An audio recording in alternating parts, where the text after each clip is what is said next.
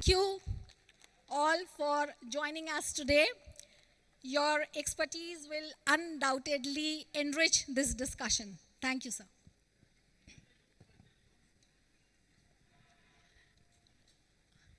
Before we begin, let's take a moment to set the stage for today's discussion. Sustainable infrastructure development and green transition are no longer just ambitious targets. They have become urgent priorities in the face of climate change, rapid urbanization, and growing energy demands. Achieving these goals require a multifaceted approach, one that integrates innovative financial mechanisms, adherence to global standards, and transformational leadership to drive compliance and innovation. The three organizations represented by the speakers, IR-Class, FPSB, and QACA, share a common focus on standards, certification, and contribute to industry transformation through training, capacity building, and fostering sustainable practices. This shared mission of setting benchmarks, ensuring compliance, and driving sustainable transformation forms the foundation of their relevance to the conference theme, which is Emerging Agenda in Sustainable Infrastructure Development, Green Transition, and Financing. So to begin with, I'll first pose a shared question, an overarching question to each of you. Your organizations, IR-Class, FPSB India, and QACA, they play a critical role in setting benchmarks and driving certifications that shape industries, particularly in promoting sustainability and ensuring environmentally responsible practices. So maybe in 2 or 3 minutes, each one of you can let me know what, according to you, is sustainability in your respective fields, because we know that it varies from companies to companies, sectors to sectors, and from person to person. So what, according to you, is sustainability in your respective fields and the industries or businesses you work with? So we can start with Krishan Mishra ji. Thank you so much, Professor Namita. It's a wonderful occasion. I think we are sitting between you and your dinner, and we will not bother you much. But then it's a very, very important topic which we have been asked to speak about. Sustainability for me is like getting immunity. And immunity means that once I develop immunity, I'll be able to stay for a longer time, and I'll be able to create a legacy for my future generation. A legacy of being in a better environment, a legacy of being with the better people, and doing good for the country and economies as a whole. As a standard setting organization and a certification providing organization, it is really very important for us to ensure that sustainability becomes a part of our curriculum. And in fact, we have already got ESG and sustainability related norms as a part of our curriculum when people look for investments. Interestingly, today's conference is about infra, and the last word in the infra is about financing, right? And none of the businesses can be run around the world without doing the proper financing. So finance is one of the very important areas for you to remain sustainable for today as well as for the tomorrow and the future. And that's something which is one of the focus areas for us, because when we look at the development of infrastructure in this country, I think whenever the finance minister announces that, okay, we are going to invest more money in the development of the infrastructure, ultimately what happens is finally the money comes to you and it becomes your disposable income. Because we are the ones who are going to use that money for bringing better things for the society and ourselves, right? So there is a very direct relationship between the fiscal policy and the monetary policy of our country, though the fiscal policy is managed by the finance minister and the monetary policy is managed by the Reserve Bank of India, wherein they look forward to the change in money. And practically what we say is that if in case you are looking for a sustainable environment in this country, you have to look forward to a bottoms-up approach, wherein practically we have to look forward to creating a sustainable environment for each and every individual of this country, because if one individual is sustainable, which means that this a family would be sustainable, and finally the society becomes sustainable, and the economy automatically becomes sustainable. So it has to come from the grassroots to the top rather than top-down approach. Though when we talk about SDGs talk about sustainable financing, and wherein we have got ESG and other norms which we have to follow. But practically it has to be a bottoms-up approach for the future. And once we have done that, we'll be able to look forward to a very secured and a long-term environment for all the economies around the world and for our people. Our people are going to be the future of the world. We are the youngest population of 28.2, and we are going to rule the world for the future, and will be the reason behind the sustainability of various countries going forward. Thank you. That's my. Thank you, sir. Atul, sir. Thank you for calling me on behalf of Higher Class. I would like to refer the Maritime Vision of India 2047. It focuses on sustainable development of ports, shipbuilding, ship recycling, and shipping, green shipping. Higher Class is competent when this mission is on up to 2047. Will be able to handle 10,000 metric ton of the million metric ton of the cargo in sustainable mean. So in next 25 year, 30 year, all ports will have to be adopting green and sustainable method. At that time, certification is very important thing which Higher Class is competent to do. Every year we will do certification and improve the sustainable practices, and that's why we will be emerged as a global partner in certification as far as sustainable development and greening is concerned. Thank you.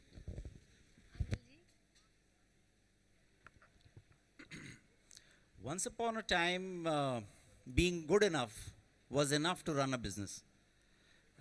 Especially since you asked it from the business perspective, I would say that now being good enough is dead. So when in the current environment, when everything is reaching perfection, the organization are all striving towards excellence, the only thing which remains as a differentiator is sustainability. And the sustainability, for me, we have all spoken about environment throughout the day. For me, it other than one part, which is the planet, the environment, the people and the profit makes the complete circle of sustainability. Without profit, if you keep on saving the environment, you don't sustain anymore, you cease to exist. So you'll have to be economically viable, you'll have to make profit. But more importantly, it's about the people. In times to come, everything gets digitized and everything gets automated. What doesn't get automated becomes extremely valuable. And that's where people come in place. जितने लोग mediocre हैं, they will cease to exist. जितनी mediocrity है, that will be converted into automation. And only those who would have certain something to show as a skill would remain as something to be preserved too. That's why the people come as a very center focus to sustainability. So that's my take on sustainability. Thank you for giving this opportunity. Thank you for sharing your perspective on the sustainability. Now my next question is to Krishanji and Anilji. How do you see certifications and accreditations evolving to support the global push for sustainable infrastructure and green transitions? Thank you, Professor Namita. Once again, it's a very, very important question, and it's very close to our hearts. I'm saying ours, yeah. So, if you look at the sustainability-related practices in this country and around the world, they started as a CSR practice, right? In the year 2000, it's practically started as a CSR practice. And from CSR, it became a risk management tool. And from a risk management tool, now today we are talking about business responsibility and sustainable reporting. It has moved towards that side. And we are now talking about more of value creation for people at large, rather than just looking at the risk management tool for any organization. Now, this is something which is core to any certification, because what happens is, when you look at professional certifications, they create professionals for tomorrow.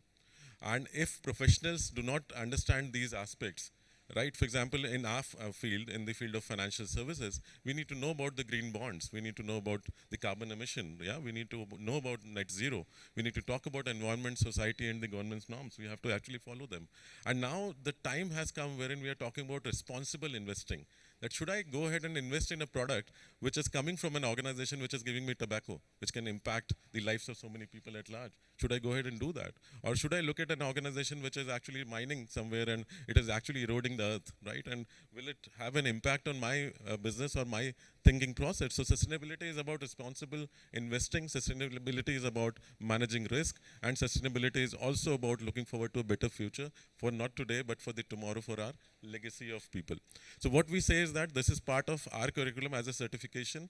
We need to ensure that we are not only producing professionals who are good for the society, but we are producing good people who are better professionals who can do better things for people at large. And we say that it's a very, very noble profession which people get into to help them, as teachers are noble like you. In the similar way, whatever we do, we actually go ahead and impact the lives of people. So we have ensured that all the standards are followed, and we keep on upgrading our content on a regular basis so that we are able to give them the right inputs to remain relevant as per the requirements of the industry as well as the requirements of the customers. Yeah. So basically, it empowers the stakeholders to take informed decisions. That's right. In terms of sustainable investment. Correct. And then what is important is for us to understand that our stakeholder is not only one person, right? So you might be thinking about your consumer as your stakeholder, but there's someone else who is buying it for you. So he can be a customer. And then there are vendors, there are suppliers, there are government as well as the policy makers, educational institutions. Everybody comes and forms a part of our stakeholder management activity. And all of us together have got a responsibility towards ensuring that we create a long-term sustainable environment for everyone, wherein informed decision making plays a very, very important role, and also a need-based approach towards ensuring that we are able to give the right thing to the right person. Yeah. So Anilji, what is your take on the certifications and accreditations? We spoke about lot of fund being available, and still there is the dissipation of that fund not happening because there is a lack of trust. The people who are handling the funds, they are not sure whether the project is viable or not. As a verifiers or the certifiers, we come into play, and wherein we build that trust. By verifying, we build that trust to say that someone outside the organization has verified the processes and is confirming that the organization, whoever is making a statement of a process, is justified, and the project is viable or it is not viable based on our standards. That's one. Second is, as accreditation and certification agencies, we definitely can help the organizations to manage the operations, because we spoke about infrastructure, and in the infrastructure brings along with it a lot of challenges. We spoke about that, and to the overall climate change, infrastructure also is contributing a lot. To best of my knowledge, I may not be fully informed, but I think infrastructure must be contributing to the sense of about 30% to the greenhouse gases, almost about 30% or 40% of the raw material being sourced out of the earth must be getting consumed in some way or the other for the infrastructure, and about 50% of the landfill must be coming from the infrastructure.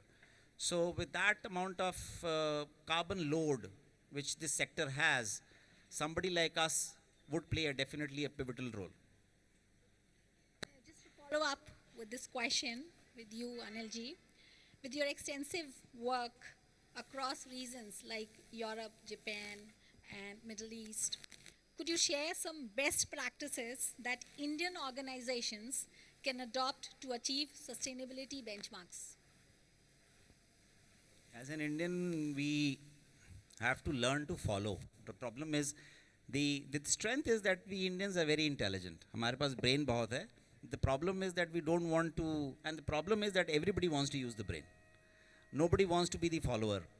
And what I have seen across the world is that there are thinkers who are supposed to think, and then there are followers who are supposed to follow. My role is to follow, I feel myself probably deprived or ashamed of being a follower, where I want to be a thinker and I want to be a strategist. So that's one area which I have seen that when I go to any foreign organizations and anybody who excels, they are very disciplined in what they are supposed to do. That is one thing which, as an Indian organization, if we are able to inbuilt, even the smaller one organizations can excel. The other good thing which I have seen in all successful organizations across the globe is, if we have all heard about Simon Sinek's Golden Circle, where the theory is that the concept of a business runs on what, how, and why. The most successful organization where I have seen who are sustainable, who have been able to sustain long-term uthal-puthal, have always been centering around the why. They always focus on why they exist, whereas the mediocres and the peripherals always get bogged down by the whats. That what I do, what I am supposed to do, instead of thinking that why I am supposed to do that. So whether it is sustainability, whether it is profitability, whether it is environment, I believe that all good organizations where I have seen across the world are always centered on the why. Thank you, sir.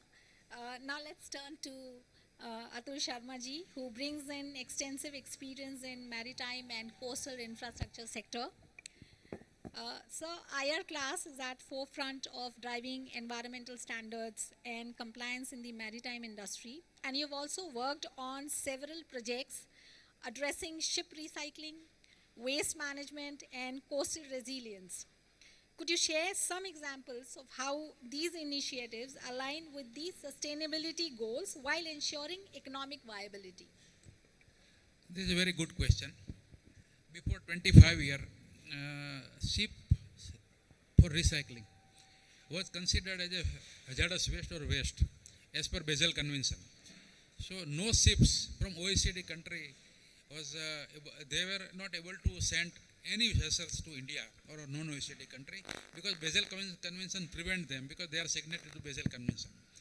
Then there had been a long fight in Supreme Court of India, and some NGOs, they also filed petitions in India that by through ship recycling route, hazardous waste is coming to India, and in that way, India and Alang is a dumping ground for hazardous waste, and we are not here to receive any waste in this route. There was custom department, there is a Basel Convention and hazardous waste management rule which will not permit us to import this. At that point of time, in Gujarat Maritime Board, when I was there as the head of the environment department, we have done characterization of entire ships, quantification of hazardous waste, and we have seen that less than 1% of the waste or the material which exhibit the technical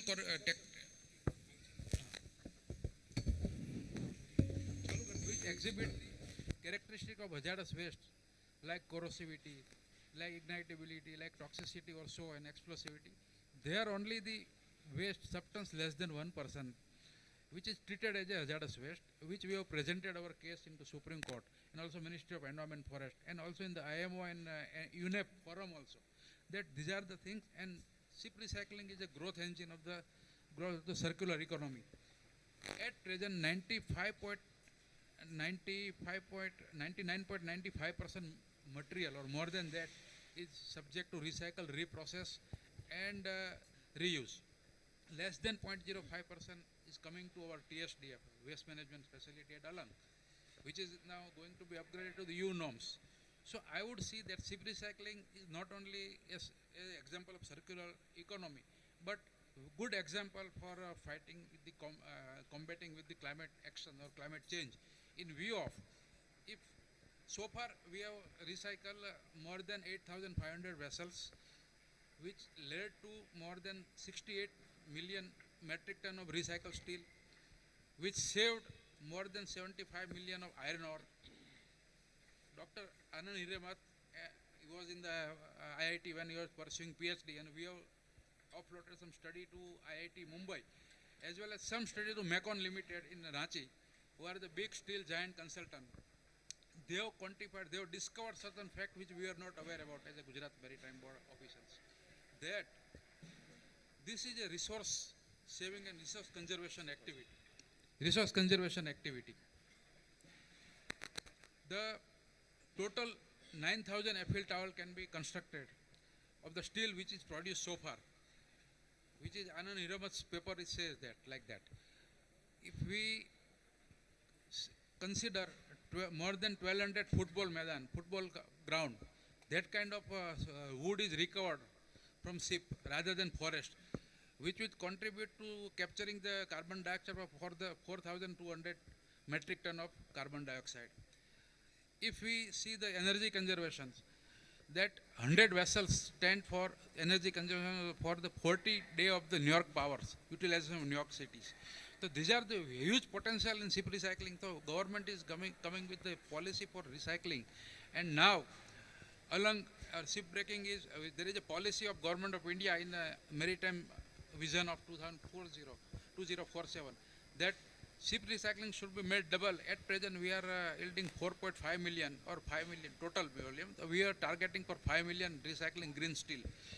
Now, as a higher class, we would like to launch some of the area of consultancy, that how ship recycling operation made totally green and clean and carbon neutral.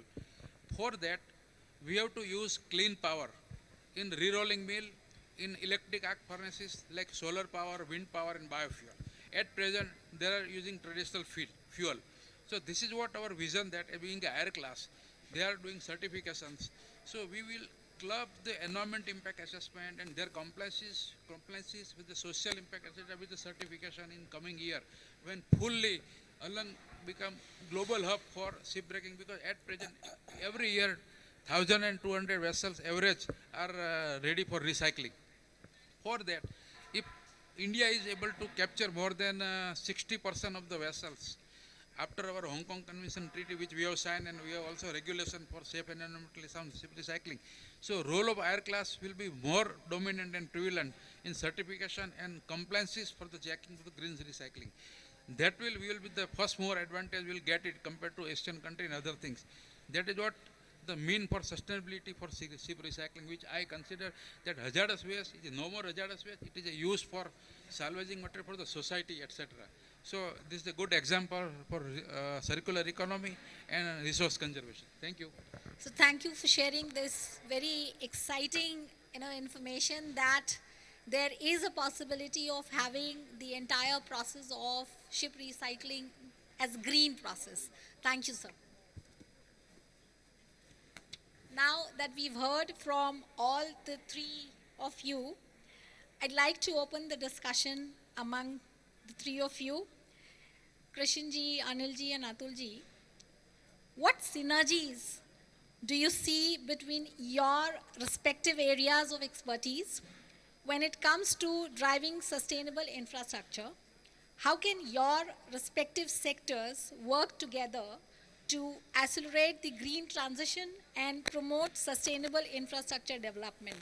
For example, if I have to ask Krishanji, so how do you think tools like green bonds or the impact financing can complement the kind of environmental initiatives which Atulji just highlighted? Thank you, Professor Namita, once again.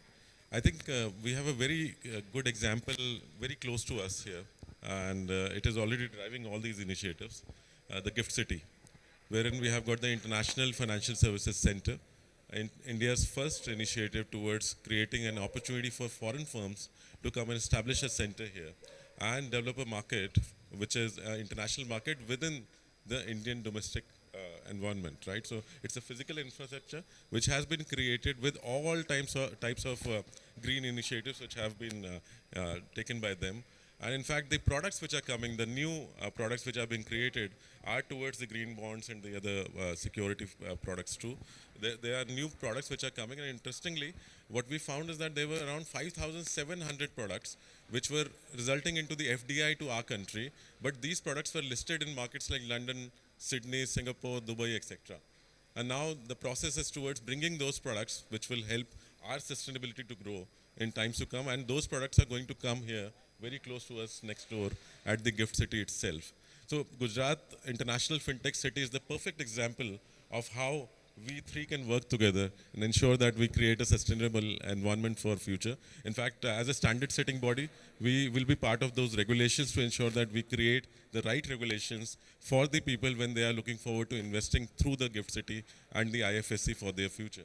Right, the regulator is very clear, and I can tell you that whether the domestic regulators like SEBI or IIDA, PFRDA or RBI, the sustainable finance and the products which are related to sustainability are core to all their initiatives now.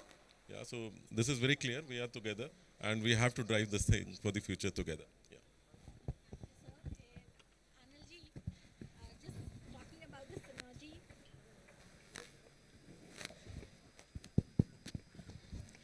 Talking about the synergy, from your perspective, how can quality management frameworks support the kind of environmental initiatives, again, in maritime infrastructure projects highlighted by Atulji?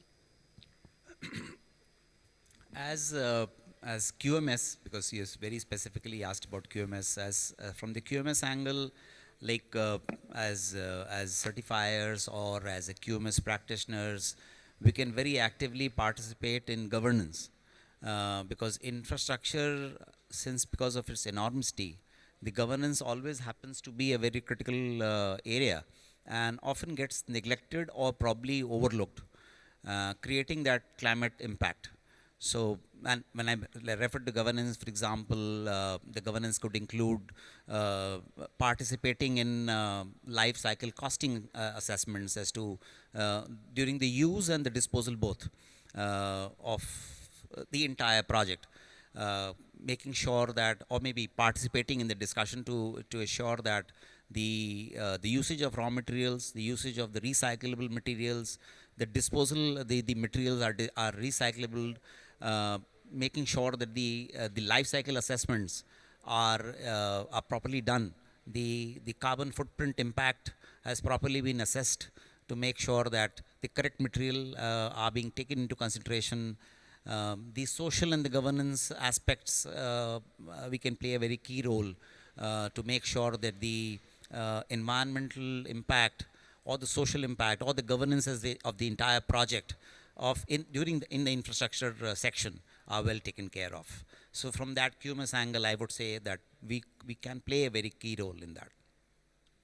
So, Atulji, having heard Anilji and Krishanji, how do you see the collaboration between the certification bodies like QACA and FPSB in driving compliance and innovation in sustainable infrastructure development?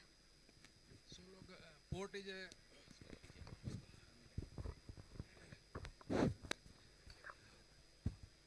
is a growth economy for the modern India.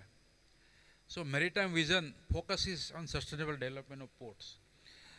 Now, being a higher class, what I would say that just I have joined before 2 months. There is a huge potential in higher class as far as greening of the port, certification of shipping and greening of the port and shipbuilding yard, ship recycling yard is concerned. So very important thing is that we have to set some standards for sustainability as far as port is concerned.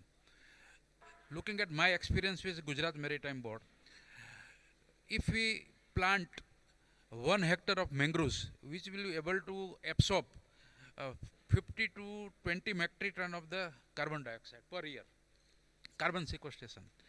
So we have to set a standard. Secondly, port operations, if there is zero emissions, no discharge of effluent, no generation of hazardous waste, and whatever maintenance dredging is done, which is used for some resource management or the reclamation or building purpose. So this port operation said to be a sustainable or would be a carbon neutral, because there is no emission. Why there is no emission? Perhaps port operator may be using clean energy, biofuel, etc.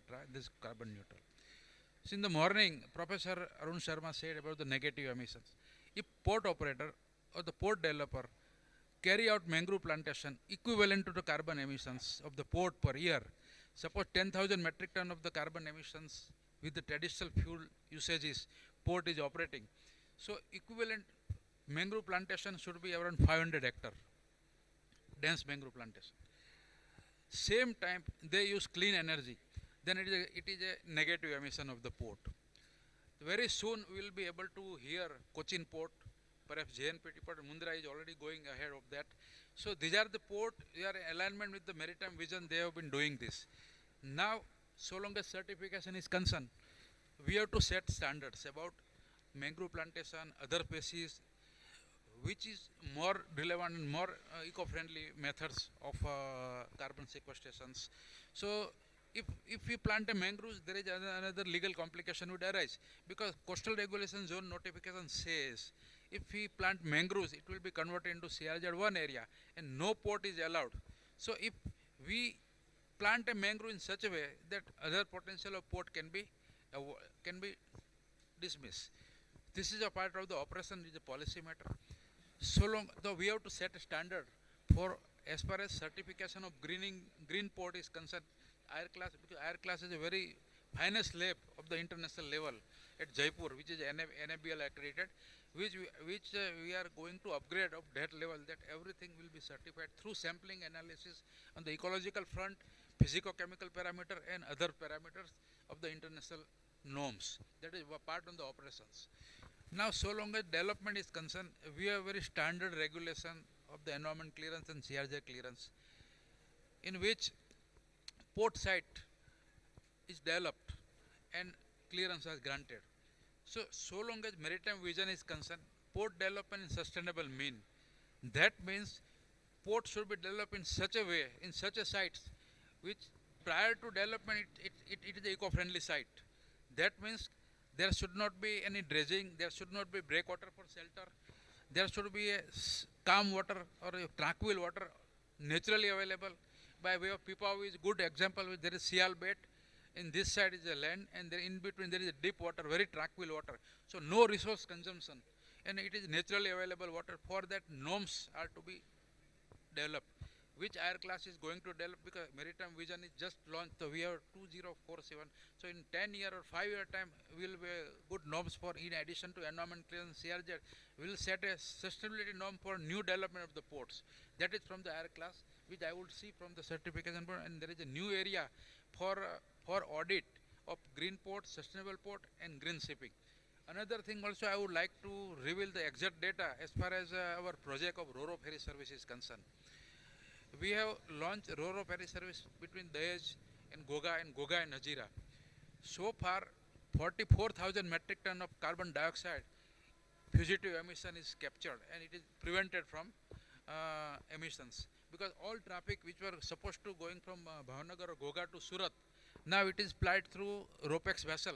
So we have calculated carbon dioxide emission from this and minus fuel from ferry. So that is what we have done it. And before 10 years, we have planted mangrove plantation for about 40 hectares. So if we total carbon management, if we see the more than 50,000 metric ton of carbon dioxide in last 10 years, we have saved. That is from our actual example. So we have to set some norms about carbon emission from the construction material, which construction material is used in port, which is eco-friendly material, and also at the same time it will enhance the strength for the berthing energy of the vessel and all those things. It is pure technical subject, which I think we are able to do, looking at our experience. Thank you. Thank you, Atulji. So we have had an insightful discussion so far. Now we'll open the floor to questions from the audience, if any. Please raise your hands so that our student volunteers can reach out.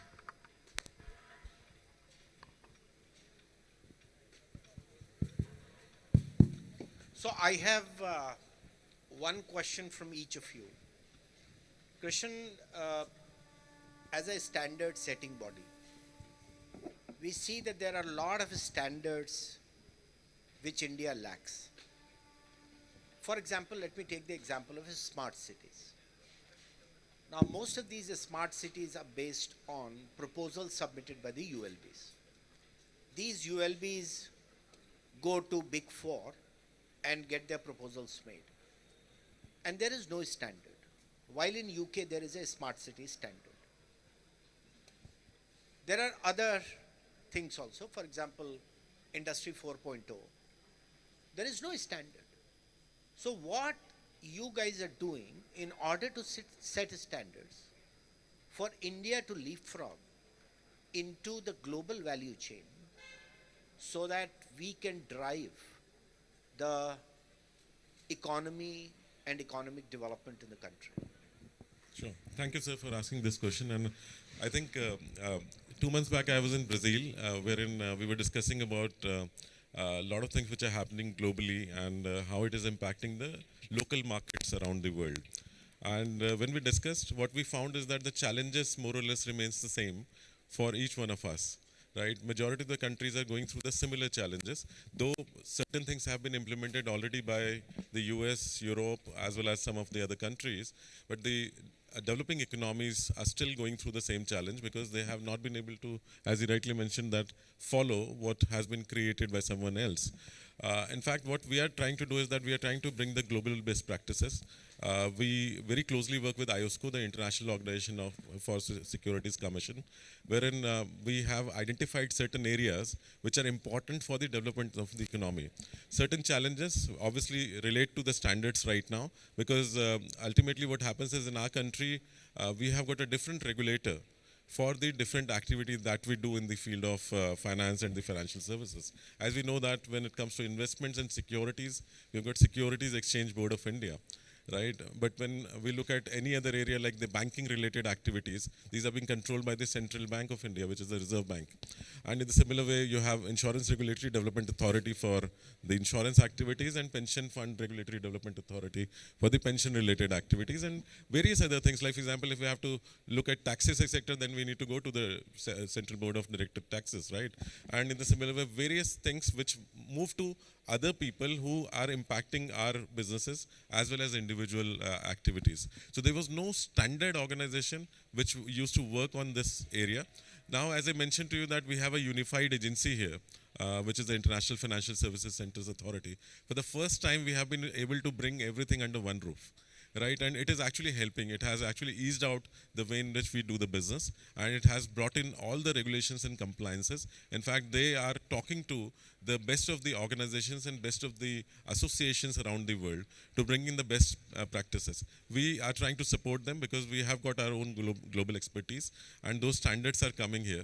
In fact, some of the changes in the regulations you'll be able to see very soon. These are part of the initiative that they have taken towards ensuring that we have a clear standard towards helping people to grow to the next level. Because what has apparently happened is last so many years, as you rightly mentioned, we have not been able to create the right standards for our country, and that's why we are slightly behind.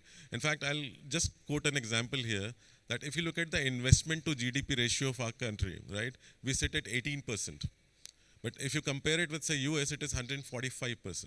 And when you compare it with, say, Brazil, it is 86%. So we are way behind right now because we have not been able to bring the right standards. And apparently what has happened is there have been unethical practices. Practically, the industry I represent, which is financial services, has gone through the largest amount of unethical practices and integrity issues. Right, and that's why there have been a lot of hue and cry around that how do we bring the right standards so that we are able to maintain things for people at large, because whatever people invest from their hard-earned money, right, it should not be lost anytime, right? So that's very important. And what we have tried to do is now we are creating due diligence related standards which should be known to individuals. So the major objective here is when we talk about sustainability, in my view, the challenge remains with education. If we educate people, we will be able to create a better sustainable environment for future. So I think the place we are sitting is the right place to create this environment for the future.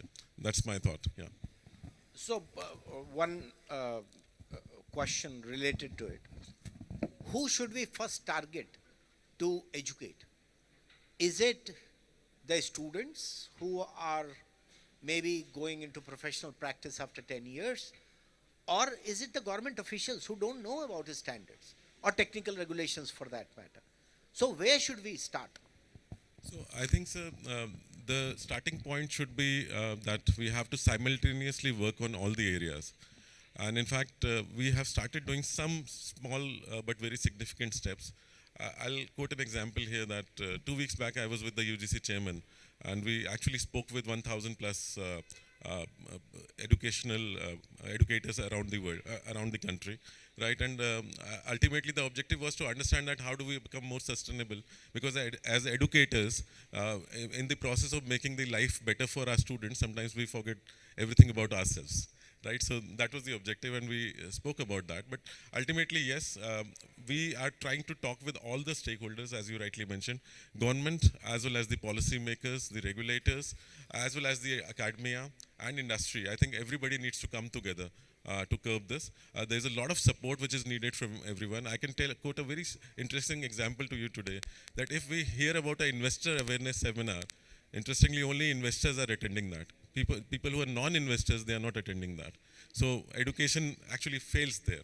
So objective should be that we are able to create a more inclusive environment by bringing everyone together and take it as a, I would say, oath as educators, as policymakers, as government, as institutions, that we are going to support people and we are going to create that education. So in my view, education has to be defined in three ways. And when I talk about finance, it is about the primary education is towards financial literacy, which needs to be given to everyone. The secondary education is towards financial education, which becomes a life skill for everyone. And then the third level is the professional education that we provide, which can give you career, employability, and practice opportunities in case you wish to do that.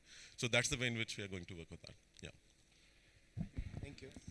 Atul, since you guys have extensive experience in port operations, you know that Adani Group has a port, which is Mundra. If you have to tell to the Adani Group what are the process related issues that they should look into in order to get, and first of all, is there a certification which can cover the entire process of port operations? And if you have to tell them that these are the 3 or 4 things that you should look into, what would that be? Actually, for that particular things, auditor or the certifying agency should review last 4 year or 5 year certificates. What all those things they have seen it. Based on that, because I am not exactly aware about certification process of Adanis at all. So our auditor is there. So common as far as technical person, I would like to impress upon that if we look the last 5 audit or 5 certifications, and then we will compare over the period, okay, where is the leakages for the energy, leakages in the which equipments, leakages in the dredging or shipping. So those things, efficiency, so long as adequacy of the infrastructure is concerned, whether it is efficiency, whether it is efficiently used, some norms should be developed. Okay, this is the efficiency norms and this is adequacy norms. Sometimes something is underutilized, you know. So all those things should be put into the one matrix, and the next audit or next certifications, this should be addressed. These are the lacuna, or this is the chance for scope for improvement for next auditing. So long as material handling system is concerned, so for that double handling, sometimes stake monitoring, means stake means heap monitoring. So there is some maneuver losses, use of AI and digitization. All those things should be sensitized in the certifications, and then after that one has to examine from the perspective of the emission norms. Okay, for this emission, how much emission is reduced, you know, sensitization every now and then. So after 5 year time or goal, we can definitely reach to the total sustainability solutions. That I can say. Thank you. Okay. Anil, as you might know, all the recent standards after 2018, whether it is 17020, 17021, 17025, they have an element of risk analysis which was not earlier there. Even in the QMS, there is an element of risk analysis. Now, in the ESG audits that you do for organizations, what are the most important risks that you identify in order to tell to the organization that world over these are the important risks that you should take care of? I think Generalizing the risk would be difficult because this ESG assessment starts from the risk assessments. And in the ESG terminology, it is called materiality assessment.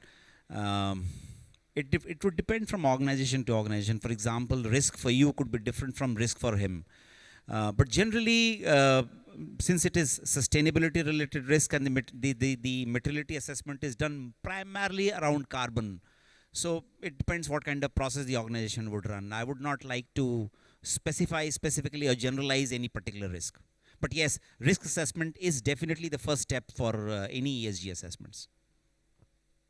As a follow-up question, one of the important things that we identify that these developed countries, whether it is US, whether it is European Union, they use sustainability. Sometimes they use sustainability in order to stop developing countries to enter into their value chains. Do you agree with it? Number one. Or has it become a tool for NTBs, the non-technical barriers? Definitely it has become a tool. And as far as sustainability is concerned, as we were discussing about scope 3 and the scope 1. So scope 1 is what everybody can address. But moment it comes to scope 3, people try to, the developed countries are always, since now, not now, it's since ages it has been happening, and somebody mentioned during the course of the deliberations today that had India been allowed to progress with the GDP, the energy intensity would not be now what we are committing to. So because all the dump has already been done to us, and now that's what we are as and in the global, even in COP29, all the developing countries fought for that so-called fund, which we were demanding as $1.3 trillion, and ultimately the developed countries pledged to, I think, $300 billion per year as far as the new collective quantified goal. But to answer your question specifically, I think yes, that is a problem which all the developed countries are still continuing to do it. And since probably we are also in need of business, we as an organization keep on capturing them. It's kind of a vicious circle. Yeah, thank you, each one of you. Thank you. Can I? Hi. Can I, Namitu? Yeah. Okay. So maybe the same way, in the same format, I have a question for all three of you. Where do you belong more, demand side or the supply side, or a combination of this? I think for me it is need side. Yeah, for us, I think we are on both sides. Yeah, I think so. Same. That's a short one. Okay.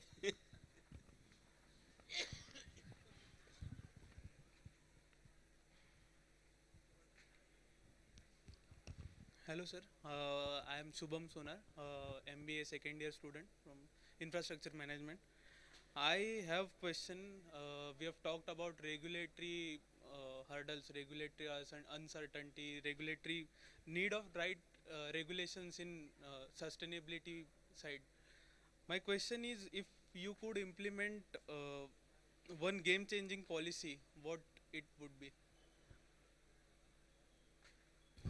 If you ask me this question, then obviously it is about unification, because once things are unified, right, if you have to knock only one door for what you want to do, it becomes much more easier. Yeah, if you have to knock various doors, then things become slightly difficult, because each one of them will have their own priorities.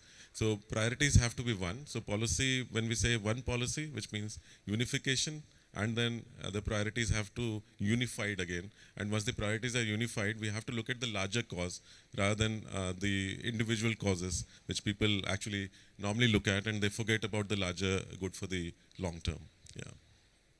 Thank you, sir.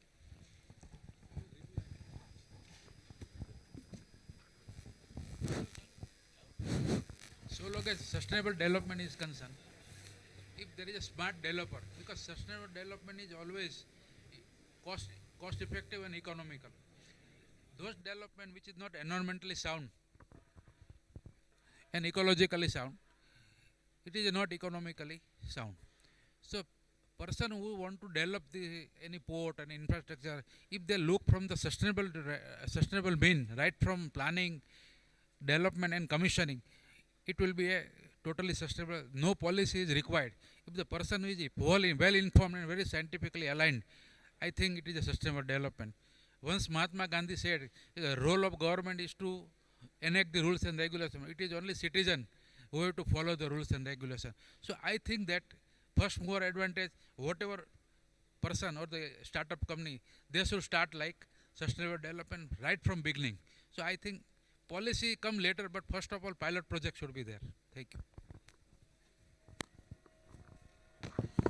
Good evening, everyone. My name is Harmik Asodare. I am second year MBA student. So the question is like as we are like doing sustainable infrastructure development, we are generating power from the renewable energies. We are putting some regulatory compliance and all that things we are doing currently in the name of sustainable development, right? But do you think by putting all this together, we are just pushing our recent problem into the future? Like we are just pushing our problem, not just entirely vanishing it. So what is your view on it? I would say, if, as I said, no, in my earlier statement also, that if the assessment of the project has been completed in entirety to make sure that the assessment from the usage to disposal has been done, then you have not pushed it to some time in future. But if the disposal angle, for example, normally when a development starts, the disposal is normally not considered. If the disposal has not been considered, your statement is true. We have pushed it to some time in past. It could be 10 years, it could be 100 years, but the problem has not been killed. But if the assessment has been taken care of the disposal also, that means you have completed the complete cycle. In that case, we have actually closed the project. If that answers your question.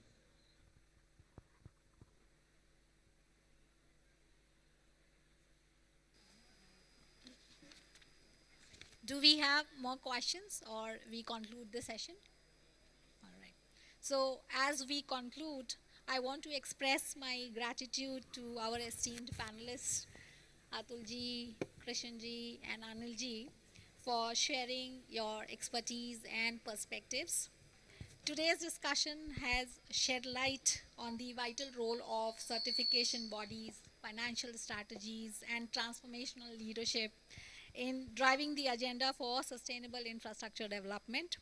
From innovative financing to quality systems and environmental management, we've explored how these elements work together to shape a more sustainable future. I'd like to thank our audience for your participation and thoughtful questions. Let's continue these important conversations as we work towards creating a greener and a sustainable future which we want for ourselves.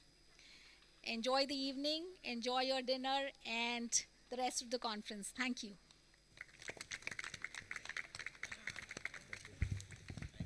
Thank you, sir. Now I would like to request Namita madam to give the mementos to Krishna sir.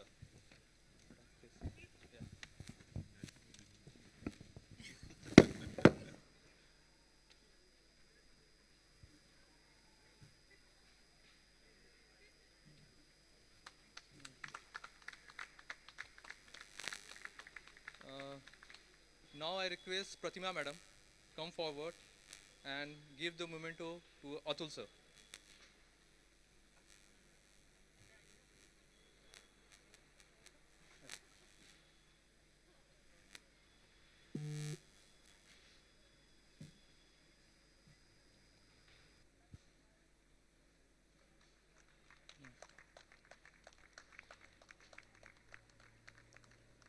Now I would like to request Vidya madam come forward and give the memento to the Anil sir.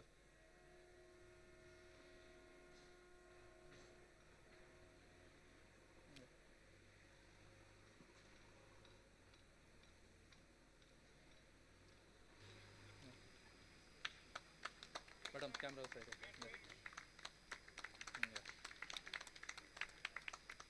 And the last, I request Dr. Gaurav sir to come forward and give to the memento to Namita madam for the today's session.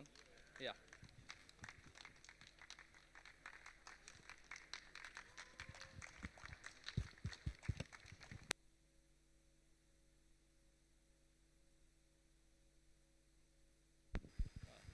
Thank you, sir. Thank you, everyone. Well, before we disperse, we have another announcement coming up. It's the Dean's Outstanding SIP Award. This year, we decided to give these awards to our students who, have done outstanding performance and dedication during their summer internships at the end of the first year. The objective of this award is to motivate students who have gone above and beyond in applying their academic knowledge to solve industry problems and showcase exceptional skills during their SIP. It honors top 5 students who have made significant contributions to their organizations where they have done their SIP and embraced learning opportunities to their fullest extent. Yeah. Madam, group photo. Group photo? Keep it like this? Yes, yes. Yeah? Please, please. We can keep it like इसको this. इसको ऐसे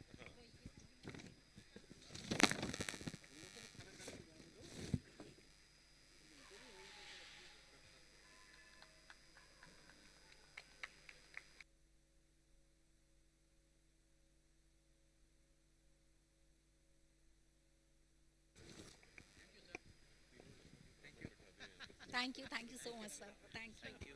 Thank you so much. ब्राह्मण panel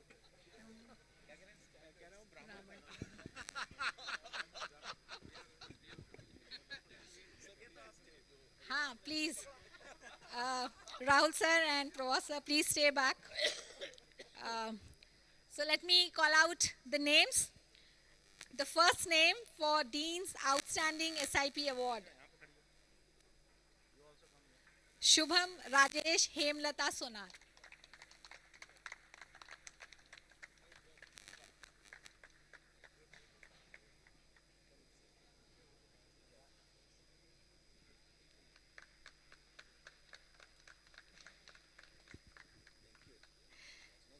Next is Harmik Asodaria.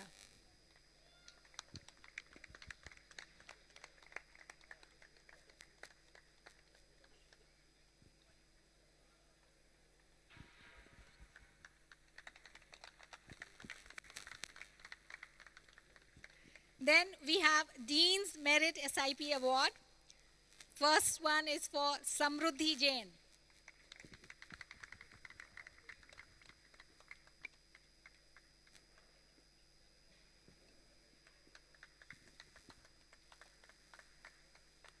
Harmesh Bagela.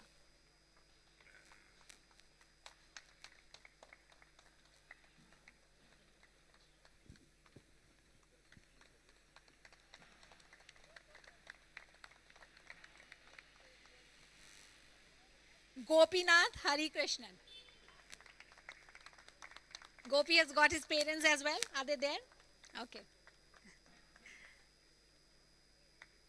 So congratulations to all 5 of you.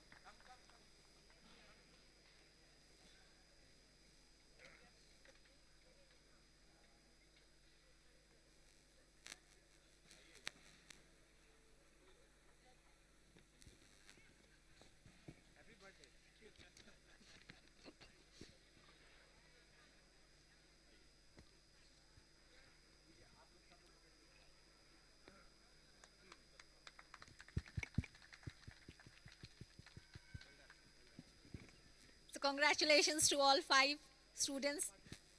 Thank you, Rahul sir. Thank you, Ravi sir.